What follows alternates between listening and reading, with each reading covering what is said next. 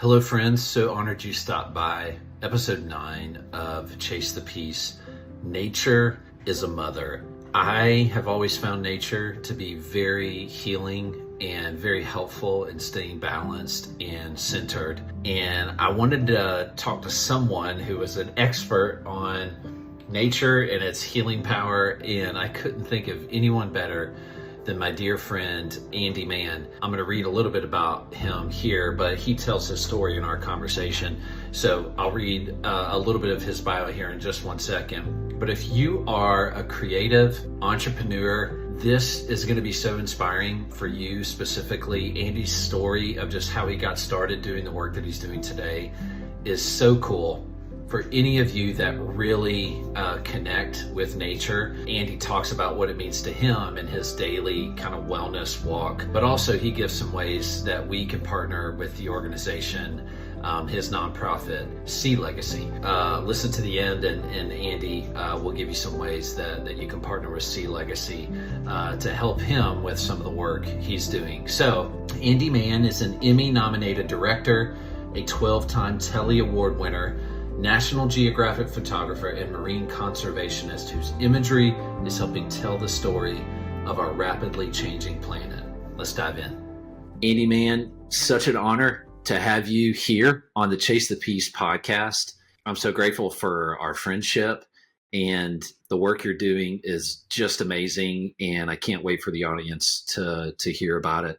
So help us get to know who Andy Mann is. Yeah. Oh man, well, it's so good to see you. Thanks for having me, man. Yeah, I mean, for everyone out there, I just got to say that, like, Nathan, aka Nate Dogg, like brother, like blood brother from like 25 years ago. Yeah. So we have a long, rich history. Yeah, man. But man, who's Andy Mann? I guess I'm most known as like a National Geographic photographer, adventure photographer turned ocean conservationist. So I founded a nonprofit called Sea Legacy, and we create the assets, the media assets that are needed to campaign for ocean protection and ocean conservation and marine protected areas and species protections. I'm a filmmaker, I'm a storyteller, and I'm a musician. I use all forms of storytelling to galvanize global audiences and inspire people to care and to change how this story is going to end, That's so cool. And I want to talk about all the work you're doing associated with ocean conservation. I've followed your journey, and I know you've made some real significant breakthroughs, in some areas. So I want to talk about that. I'm curious to know, like, what's your earliest memory of either being in nature or feeling like a sense of connectedness with nature? Like, what's your earliest memory of that? I would say I grew up in rural Virginia, where like the greatest adventure you could find is as far as you could ride your bike to the nearest like farm pond, But I guess fishing was the first thing that connected me with nature. And I'll like hearken that all the way back to like maybe 3 or 4 years old, catching crayfish in a creek behind my house.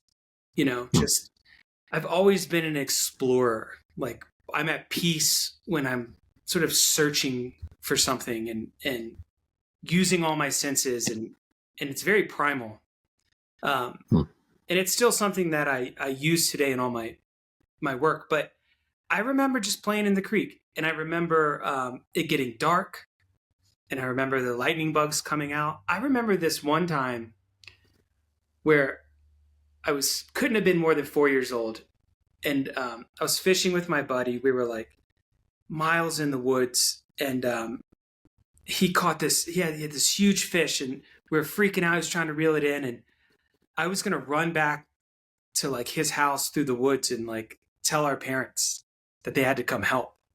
And it was like getting dark. It was like dusk. And I remember like stopping in the middle of the forest. I was like a mile from him and a mile from the house, and it getting dark, and just being quiet and listen. Like I felt it was crushing the aloneness of nature, but also exciting. Like I think even way back, I was like introduced to nature, like respected it, was scared of it, was curious by it, all those things. So it was like like Virginia waterways were the first things that connected me to nature. I love that, those early memories. So how did you get your start where you connected nature and photography? Um, after college, I moved back to Virginia. I was working for the State Department doing fisheries work, like freshwater conservation stuff in the Chesapeake Bay. Again, just like that's what I knew was like fishing was my thing. Um, I remember like a bunch of like the grant money I was working on had run out and I lost my job. So we moved to Colorado, like me and three buddies and three dogs, no money, landed in Boulder because I knew there was great like folk music happening here at the time. And I was listening to a lot of that. So I got here, I got a job at a restaurant, like cooking was like my trade. And the first day, one of the guys at the restaurants was like, "Hey, do you want to go bouldering? Do you want to go climbing?" I went, bouldering is just climbing. It's simple, pure form of climbing on, no ropes and just shoes, chalk bag, making your way across these boulders. And man, I'm telling you, when it clicked for me, it was like the moment I grabbed onto the rock and felt, immediately defeated by the route was simple. Start here, 2 moves, you're at the top of the boulder. It's like, wasn't trivial at all, but it was so hard to do. And to watch him do it effortlessly, I was like, okay, there's some kind of like voodoo magic in my relationship with nature that I'm missing, right? Because I'm like trying. My tips are bleeding. I'm just everything I got. And there's this like law of diminishing returns, We're like a good climber is like perfecting and like each try, technically they're better. And ultimately what seemed difficult becomes effortless and easy. And it was like that. That's when I knew I was sort of a little bit out of tune with nature. But I fell in love with climbing. So much so that like I wanted to just climb like full time. And it wasn't just climbing, it was the lifestyle. I wanted to be sleeping in the desert in the winter and in the mountains in the summer and pushing myself and being in this community, this sort of like dirtbag climbing community. So I picked up a camera to try to sell images so that I could sustain that life. And that was it. It was like more of a, how do I keep doing what I love? I wasn't like strong enough to be a professional climber to get paid or have sponsors, but I had met some climbing photographers that were making it, selling images to Climbing Magazine. This was before, that was the only point of sale, basically. This is before social media and stuff. And I took to that. And that was like another level where it like clicked. And you sold my first images to Climbing Magazine. And then there's a whole, journey that could be a 10-hour podcast from that point forward. But that was it, man. It was climbing. And it was the lowest rung of the ladder. Like it took me months to sell an image, even for $100. I didn't have any overhead, and I've been sort of climbing ever since that point. So you're out in nature. Essentially, you're taking pictures of your buddies, trying to sustain a lifestyle. Mm-hmm. Had you done any photography before then, or is this like your first kind of step into photography? It was my first step into photography. Yeah. Okay. So at what point were you like, "Hey, I think I have a knack for this"? I think it was more like, I didn't have that affirmation for a long time. I was following like this feeling the feeling of like when the light is perfect and you're like hanging on a rope 1,000 feet off the ground in Yosemite Valley, and it's just you and your buddy, and you're it's like you might as well. There's like more people on the like International Space Station than dangling off the side of this cliff at this moment. And the exposure and the light, and it's just like I had put myself in that moment, and to be able to capture it and then share it with people, that was the connection to me. It was like where photography was taken me. It's not like I had it's never like storytelling was something that I had. It was always just felt like this moving train that I'm just getting on. And photography was like a real window into that train, of like where it's going to take me. It's the people you meet, the places you go. I mean, I think like any technical trade, I mean, it's an art, but also like there's a formula to making a great photograph, I think it's more that I stepped on this lifelong journey, and the camera was like that was the door to it. And it's sort of branched out now to filmmaking and writing musicals and theater and songs and everything. But yeah, it was just like, I guess it was like the love of where I was going that just kept going. So you were chasing a feeling, you're sharing these just like really intimate moments, like where you're hanging on cliffs with your buddies. But at what point where you're like, hey, I think this isn't just a season of my life. Like I can sustain this and make a career out of this.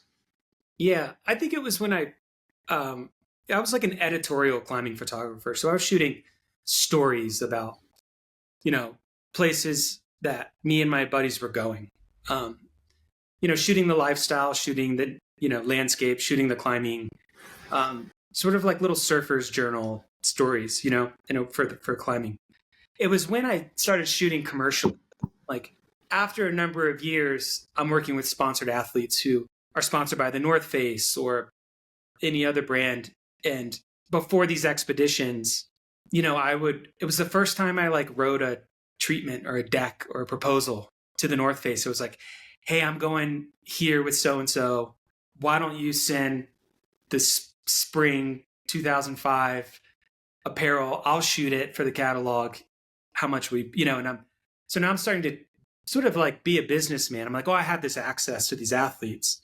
Who else is interested in these stories? Well, they're sponsors, obviously. So I think when I cracked into the commercial realm, things changed a little bit for me because I had to like create the work. I had to figure out how to write a budget proposal and even invoice people, how to like, how to speak marketing language, working with art directors. And that is when I formed this big production company called Three Strings Productions with this two other adventure photographers, one guy named Corey Richards and another Keith Ledzinski.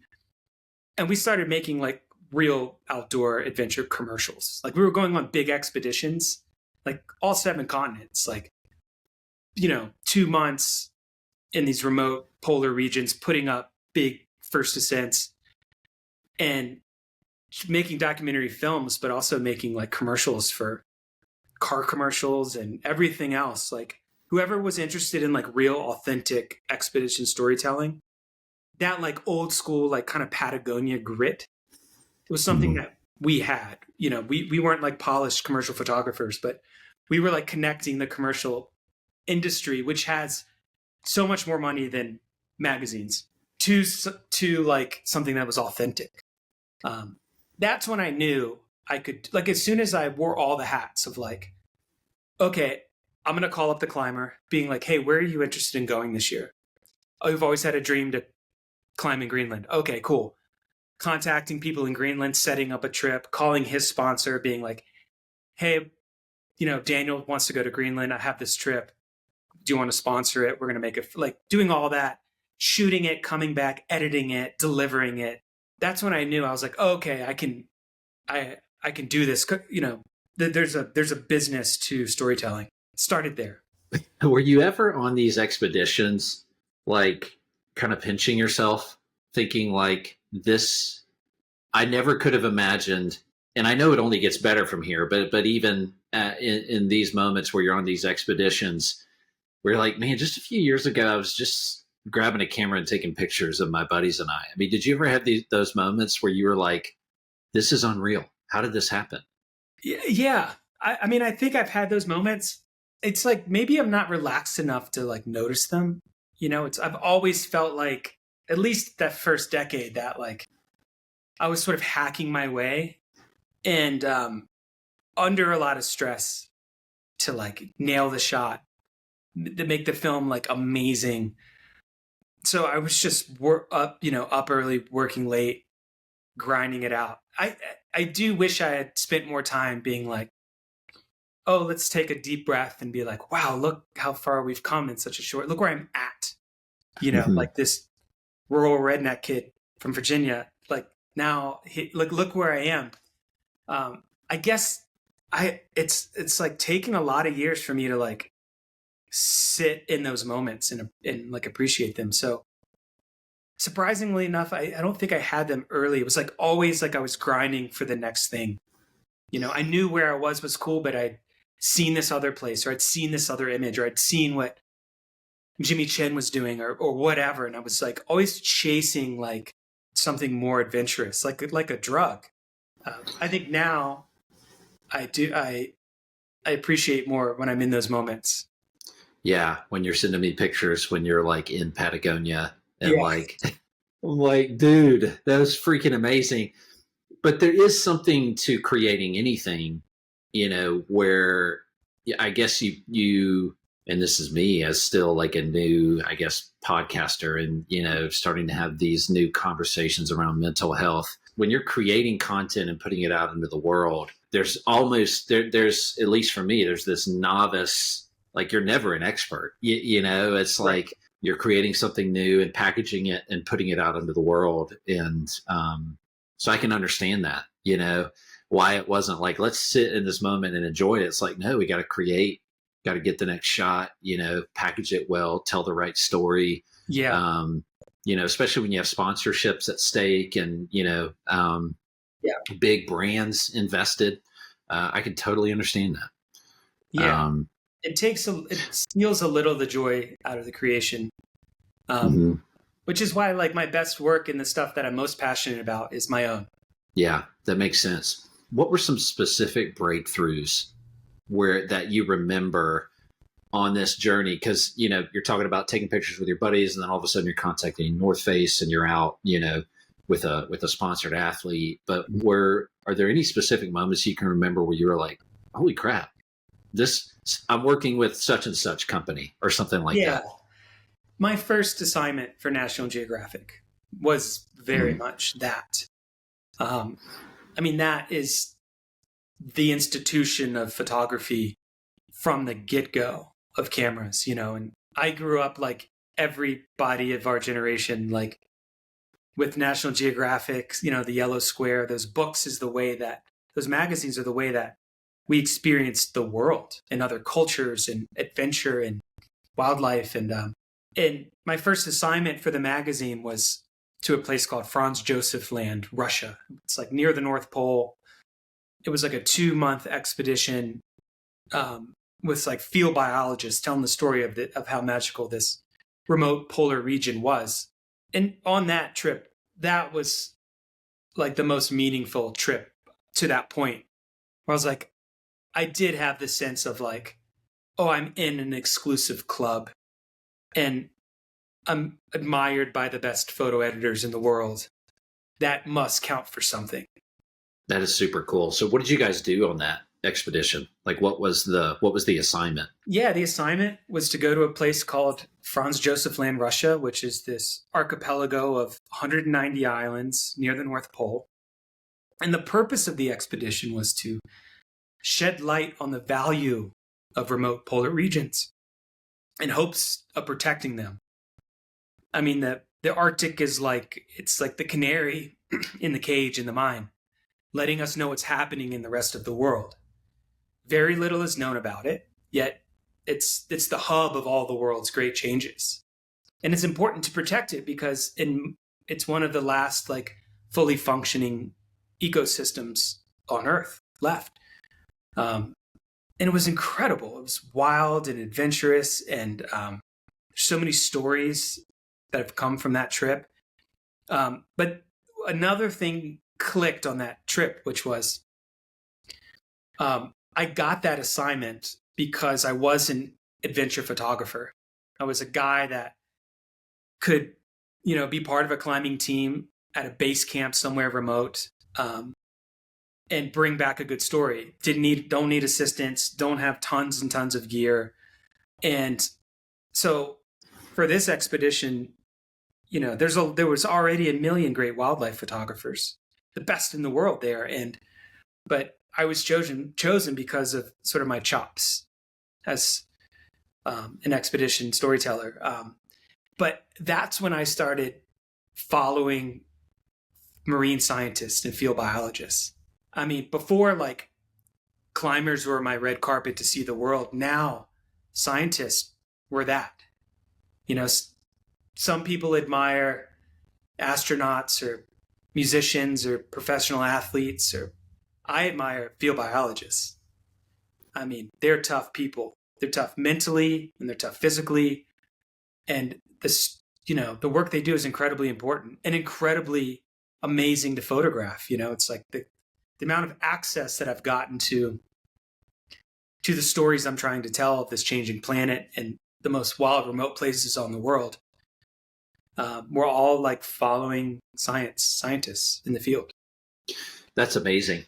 And it's funny you're talking about National Geographic. I do like people that grew up in our era. You talk about the yellow square, and it's like that was our window into nature that we couldn't get to. So that's I mean I can see why that would be like, holy crap! I've arrived. What that first assignment did for me was really put me on the path that I'm on now, which was for a decade, I loved inspiring people to go outside. I loved wowing them, but I never felt like I had real purpose with my work. And after going on assignment for a geographic and telling the story of the Arctic region through the eyes of these scientists, that's what sort of led me on my path now to conservation, was like finding real purpose in my work. And so that was pretty an instrumental moment in my life. That's amazing. And you bringing up the work you're doing now. These conversations I've been having, there's kind of this central theme connecting them all, which is mental health. And I've personally found nature to be such a respite and so helpful for me to stay balanced and centered. And nature just kind of has this healing power that can't be explained. And so it's so meaningful to me that the work you do is to conserve some of the most delicate places in nature.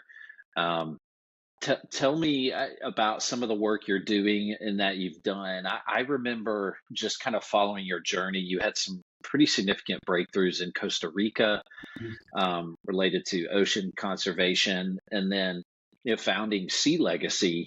Obviously is a huge part of that story as well. So just tell us about some of the conservation work you're doing and have done, and where do you go from here with it? Really, what I'm working on now is starting in 2020. There's this international agreement to protect 30% of all land and all sea by 2030. Like, we have to do that, or our planet is going to die. So I'm focused on protecting 30% of the ocean by 2030. That is the main goal for me and my work. So that's what Sea Legacy is doing mostly right now. It's trying to protect nature, this place that gives us life, and what is there, 8 billion people on this planet? Like, we need nature. We are part of nature. It's inseparable. I mean, the earth created us. I mean, I think that's, when you talk about mental health and the connection with nature, um, you're right. It's unexplainable because it is so natural.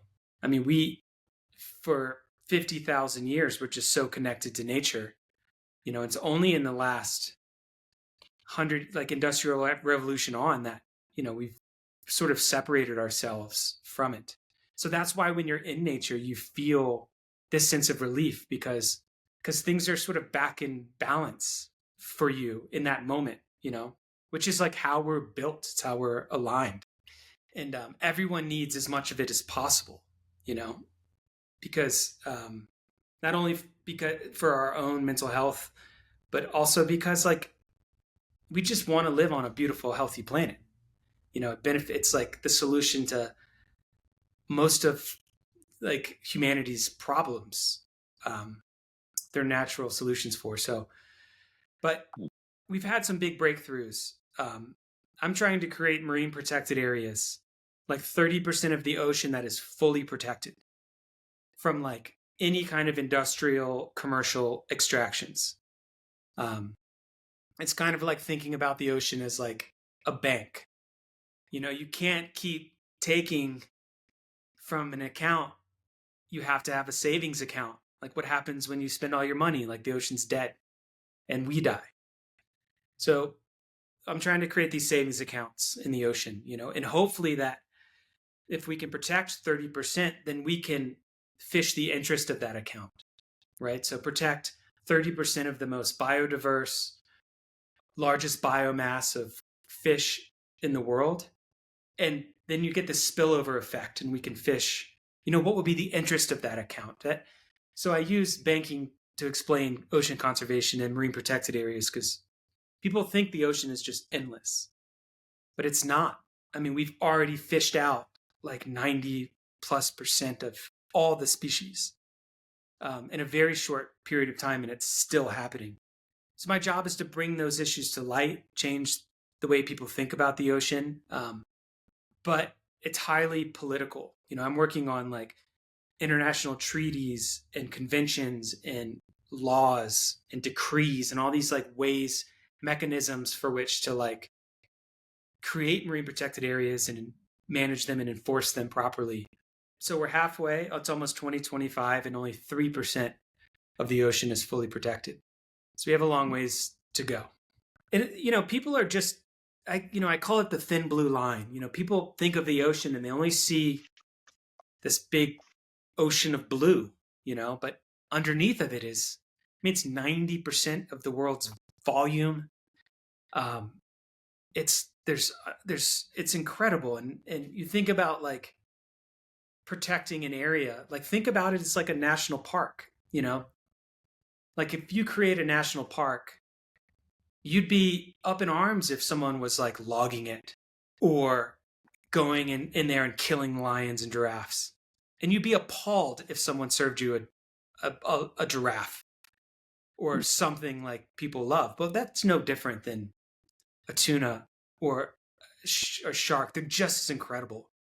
And some of these fishing practices like bottom trawling just rakes the whole, catches everything. And that's like logging.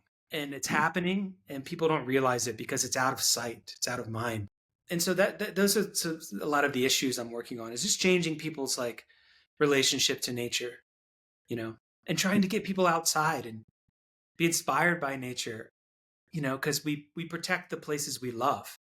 So if people can go fall in love with nature and learn how healing it is and beautiful it is, you'll become an ambassador for it. You'll be outspoken for it. You'll make different decisions in your everyday life. And that's what we're trying to do, is galvanize people and create a movement, I want to connect a little bit more of the healing power of nature. What does that mean to you personally?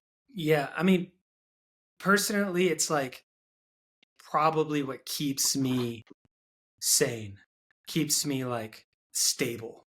It's what keeps me like striving to be a better father, a better conservationist, a better storyteller. Because if I didn't have that, I don't think I would have something to fight for. I don't think that I would have that balance. My relationship with nature is so deep. I've spent, you know, dozens of hours at the bottom of the ocean, 3,000 feet deep, back to where it all began. I've been to all 7 continents. I've seen so much, man. And I'm telling you, like, what a gift nature is. I feel like it is the most accessible source of healing that we have. And it's meditative by nature. And just moving, I think it's like so much of it is just like the intention of being out there and moving your energy, moving your body, going for a long walk, and all those things are great. If you can find like an activity that peels back some of the layers, like for me, it was climbing. For some people, it's birding or fishing or whatever. Those things were like the thing you need is in nature. I feel like that is such a healthy place to be in right now, Mhm. but a lot of people don't have access either to, I live in Boulder, Colorado. A lot of people don't have that kind of access to nature. And I wish they did. I mean, everything around you in nature is evolutionary perfection. It's 100 million years of like fine tuning, and like we're part of that. Mhm. To think about how delicate the balance is, you know. Mhm. Next time you're outside walking around looking at like, gosh, a tree or a bird. I mean, to think about the time scale for which like created those things, and I mean, for whatever belief you have of existence and how Mhm. things be, like either side of the coin, there's some magic involved, and it is out there and it's coded in everything. Mhm. Um, and I feel that earth under your feet. I mean, Yeah. this is home. Like we were created by the universe in some magical power and we're on this is the one time we're on this like space rock being hurled towards a giant fireball. Like, I mean, I want people to feel safe in nature. I mean, this ground that we walk on is like, it makes you feel small and it makes you feel humble. And a lot of the, you know, anxieties and that we have, we're just not designed to have them. We're simple people.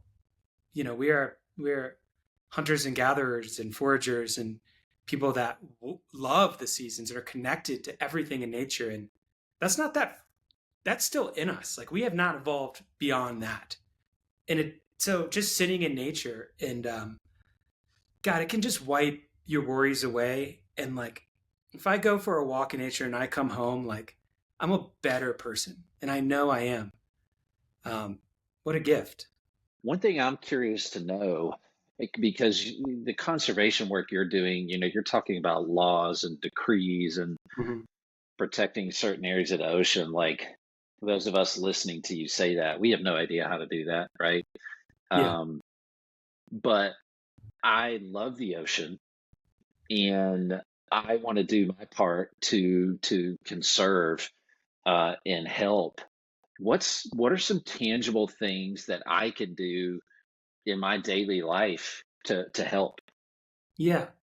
I get asked this a lot, and I think I'm under it's my belief that like it's not our fault.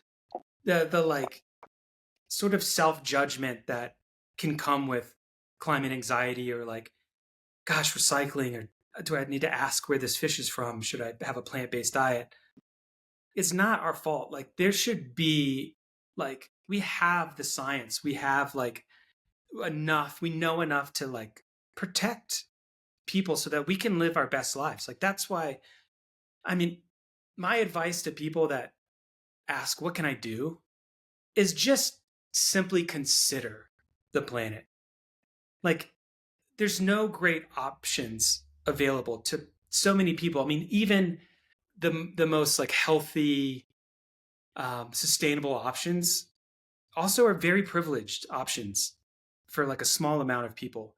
I think the people that just consider the planet just take it in account just a little bit, like you would a family member, like you would an ancestor, like the Maori people, the people from the South Pacific and French Polynesian, like their belief is that, and it's true, is that the planet and the ocean, that they're our ancestors. We we have a lineage to that, and so treat the planet like a family member that you love. Treat it like your garden. When you're walking through it and things like that, um, and love it. Just love it. Like it doesn't have to be. We don't have to separate nature. Be part of it. Get out there. Use it to sustain and thrive. And I think that's what people need to do. Is just reconnect. You have multiple forms of art Yeah. in the world today. Uh, let's talk first about your photography work. I keep meaning to buy, but haven't yet. You have an amazing image of a polar bear. Um, and actually, this I'll put this up on YouTube, and for anyone that's watching this on YouTube, I'll put the photo up so you can see it. Yeah. I want that photo in my house. You also have this amazing photo of a wave that just captures like the power of the ocean. That's just like um, super cool. But where can we find all that so we can support the work you're doing? And then I want to have you talk about your music as well after that, because Yeah. that's amazing. Yeah. I mean, Sea Legacy, like we have this program called the Tide, which is like small dollar donations. It's just a community of people that want to take an action and be looped into like what it's like to be on assignment. What is it like to be on the front lines of climate change and also beauty and culture and all these things. So if you're looking for a way to get involved and spend a few bucks, check out the Tide from the Sea Legacy, sealegacy.org. I don't do a lot of print sales. I do have a print section on my website you could check out.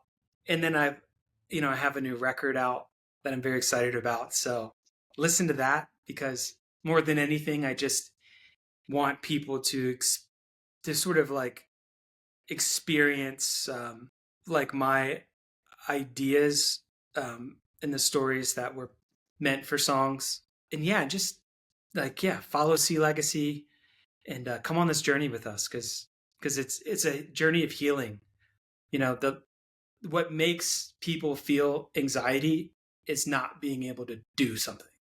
So if you're part of our community, like you're taking action, there's times we'll ask you to sign a petition or do this or that, and that like in taking action, I think there's a lot of sense of relief that people feel. Your record was recorded in a very unique way. Yeah. Most people go into a studio and track and, do things individually and then track drums separately and vocals. You Yeah. did it all. Like, just tell us about the recording process, because that was Yeah. super cool. So I had been a musician. We've played music together 25 years ago. I fell in love with folk music, acoustic music, and songwriting, and the style of that music. So I'll back up. So Full Moon Fight, the EP, was recorded live, so tracked live, and that's very different because there's no hiding, there's no overdubbing, there's no auto tuning, there's no anything. Like you get what you get, and that I like that. There's a magic in that journey to go on with a group together. It's like it's an open conversation. So I like all the imperfections that I hear in the record now because it's human, and I appreciate that. But to record it, we rented this old cabin in Mount Rainier National Park in the winter of last year, and an engineer from Colorado named Aaron Youngberg, who has a big studio here, like disassembled his studio and drove it up to the cabin and built the studio in this old cabin, in the like redwoods of Mount Rainier in this snowstorm. And the musicians that I have on the record are some of the best folk musicians, string band musicians, like in the country. And I brought the songs, I I'd written like 30 or 40 songs last year, and what my favorite guitarist, folk musician named Eli West, who's a friend of mine, produced it. And here in Colorado, I worked with Gregory Alan Isaacoff, who's a neighbor of mine and a great folk musician, and a fellow named Cahalan Morrison. So like I brought a lot to the table. And I was going off these journals of like that I'd written on expeditions of like feelings and thoughts, and like I've kind of spent my life hiding behind a camera and like letting the story come through me, trying not to get in the way, and never coming from me. That's like kind of a like a moral compass I have as a storyteller. And so I've just written so much in all these faraway places, and turned these ideas into songs, and just picked 5 of them that I thought kind of told a story, and then like winged it. We rehearsed, like a couple of days in that studio, and then we just did it. And you can, like, everyone just like, it's just the record. I'm just so proud of it because I can listen to that record and I can feel what it's like to be in that room, and it's so melodic. Everyone is so great at their instruments, and knowing when to leave space, and the harmonies and everything are just like, it's like you're in a room, when you listen to it. At least that's what I wanted people to experience. Like my favorite records are made that way. And I think that is sort of the spirit of string band music, is very communal, very imperfect. That's the way I wanted it to sound. And from that, I created this musical called The Helmsman, which was, I travel around and I do all these live speaking tours for National Geographic, in another agency called Changemakers, and they're big theaters, 1,000 to 3,000 people, like, and I'm just up there like kind of doing a slideshow, I'm like, there's videos and photos, I'm telling stories. I'm just on this big stage with like a clicker, and I always wanted to incorporate my music in it, but I never really knew how. So I started to kind of like write some music to like fit my best stories and the bits that I know work on stage. And it felt really forced, like some kind of arranged marriage where I have like speaking tour in my music and I want them to like fall in love, but they weren't. So I just like stopped, and like I was like, I'm just going to write songs for the sake of like the song and the melody that I love. And those became songs for The Helmsman, which is this storytelling experience that's kind of like a third theater, a third lecture, a third like concert. So it's like a live string band on stage,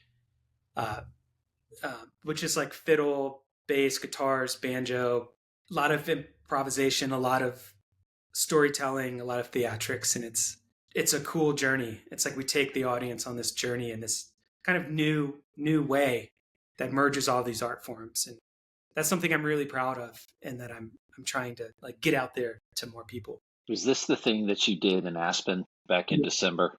The pilot for The Helmsman was at this place called the Wheeler Opera House in Aspen on the like winter solstice.